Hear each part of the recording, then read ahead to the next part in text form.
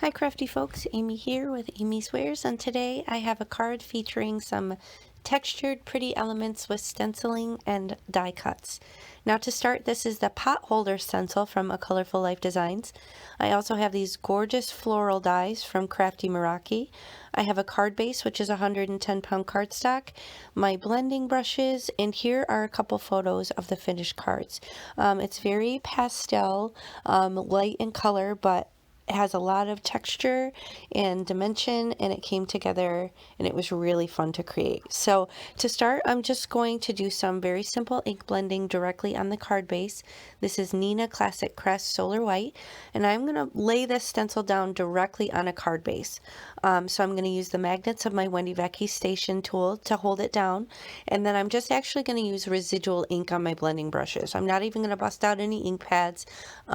I've mainly use Catherine Pooler ink pads, so these will be residual Catherine Pooler colors, but as you can see, they're not nearly as rich or saturated in color. That's because I'm just using what's left on my brushes. So this is a fun way to multitask and clean your brushes and also make a card. So I very seldom clean my brushes in between, just because I know I'm going to come back and use it later and have more of a pastel look.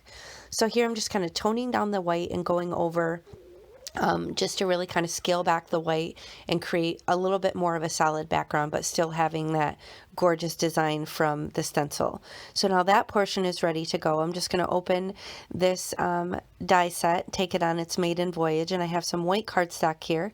I'm actually going to die cut all three of these. You can see there are little cut lines along the design, so like the center of that one flower will actually cut a hole and pop out the center, and then there will be other little details and cut lines along those. So I'm just going to use this low-tack mint tape just to smack them all down right onto this cardstock and run them through my die cutting machine. And you can see all this awesome design, but they are very delicate, so be careful pulling them out.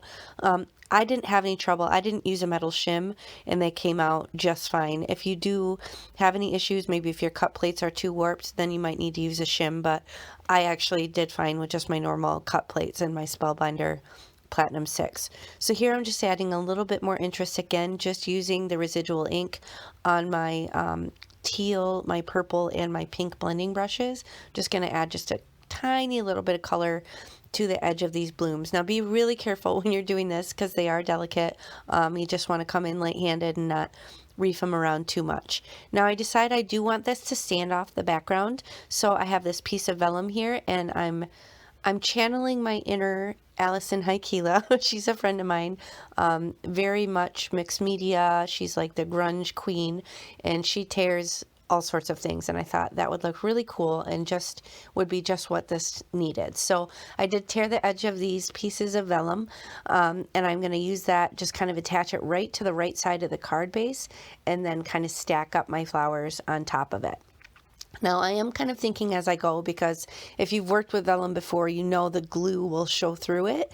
So I'm thinking, how am I going to do this? So I start off first by attaching these three flowers to the vellum, which is not attached to the card yet. And I'm doing that because these are fiddly and delicate with my micro dots. These are Artist Tack micro dots. I get them from Amazon. I will link them in the video description box below with the rest of the products that I used. But basically it puts a ton of little mini micro dots all over the back of whatever you're trying to attach. And I lay the purple one down nice and flat on that piece of vellum, and I do kind of line the vellum back up over the cardstock just so I can figure out the placement exactly as I want it. And then this pink one, I'm doing the adhesive with the micro dots, but then I'm also going to come in with some little foam dots and spots. Foam dots and spots, I'm rhyming. But I'm going to pop up the bloom portion and kind of have it kicked off the edge, just to kind of add some visual interest onto this. So I have these little foam dots that I get from scrapbook.com, and I'm just going to pop up just the bloom portion, but I do have the micro dots on the stem portion holding that securely down to the vellum. And then I do something similar with this final bloom, again with the micro dots, and then I do pop it up just a little bit on the bloom portion with a couple of those foam dots, just to kind of give it some interest. And this I'm kind of overlaying kind of over the other two stems of the other ones. So you just kind of figure it how you want it so they don't kind of block the others too much, but just to kind of make it visually appealing. So I'm just adding those foam dots, removing the backer, and then pressing those down. So now I can attach that piece of vellum to this card base with whatever medium.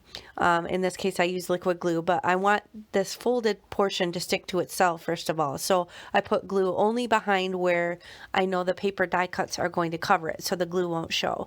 So I'm getting those two pieces of vellum to stick together first, so it's more solid.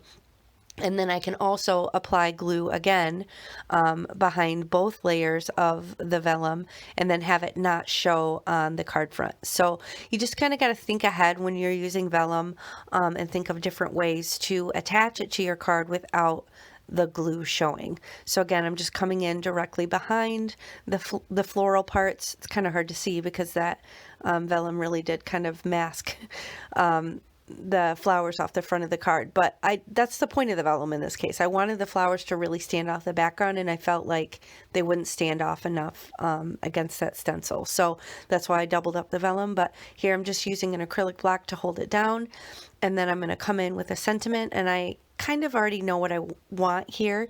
I have all these little sentiment strips from a company called LDRS Creative, so I'm actually featuring 3 small woman-owned businesses here. The stencil is from a Colorful Life Designs. You see me work with them all the time. I'm on the design team. That's a small woman-owned business in Texas. This sentiment strip is from a company called LDRS in Michigan. It's another small woman-owned business. She has loads of cool stuff in the shop. And then those gorgeous dies, the flowers, are from a company called Crafty Meraki, which is another small woman-owned business. So I love to support these ladies whenever I can. I love their products. So be sure to check out all their shops. I will link them in the video description box below. Actually, a fourth, now that I'm thinking about it. The Rabbit Hole Designs are my blending brushes. That's yet another small woman-owned business in California. So win-win here, guys. Let's support these ladies, especially going into the holidays. I'm sure they can use the extra cash, and you know, when you shop small, it makes a big difference. So here I'm just coming in with some blingage. I have these little pretty iridescent sequins, just using some liquid glue to lay those down in a smattering all over the front of the card. I have 3 on the top, 2 on the bottom. I prefer to work in odd numbers. And there you go. That's going to finish my card. So I'm so pleased with how this one turned out. I love all the texture and the dimension and the soft, pretty colors and the sentiment. And I'm chuffed to bits. I love how it turned out. So thank you so much for watching. If you enjoyed it, please hit the thumbs up and consider subscribing. And I will check you next time. Bye.